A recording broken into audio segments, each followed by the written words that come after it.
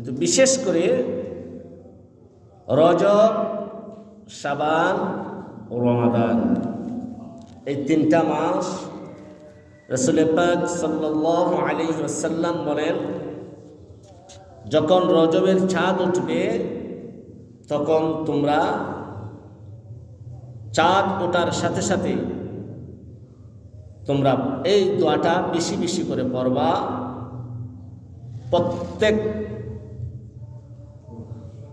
প্রত্যেক সময় বেশি বেশি করে এই দোয়াটা তোমরা পাঠ করো। কোন দোয়া? আল্লাহুম্মা বারিক লানা ফি রজবা ওয়া শাবান ওয়া বাল্লিগনা রমাদান। আল্লাহর রাসূল বলেন, রজব ও শাবান, রমজান, রজবের রহমত বরকত আল্লাহ তাআলা আমাদেরকে দান করুক, এবং শাবানের রহমত বরকত আমাদেরকে আল্লাহ তাআলা দান করুক, এবং আমাদের হায়াত বৃদ্ধি করে রমাদান পর্যন্ত আল্লাহ পৌঁছায় দিক। এই দোয়াটা হচ্ছে এই।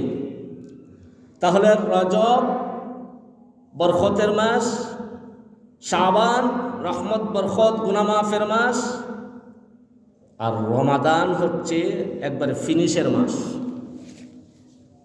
মানে জিন্দেগির গুনাহ মাফ করার সুযোগ রয়েছে রমাদান, ঠিক যেমনি রয়েছে শাবানে, যেমনি রয়েছে রজবে।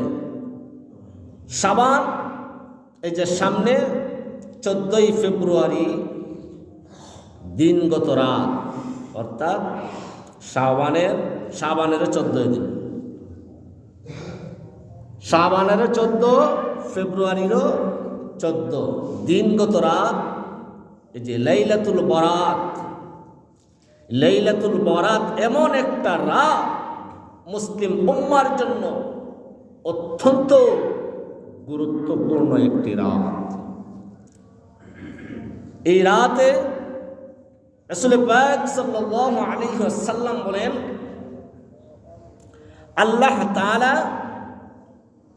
এই রাত্রিতে সূর্য অস্তর সাথে সাথে, কখন?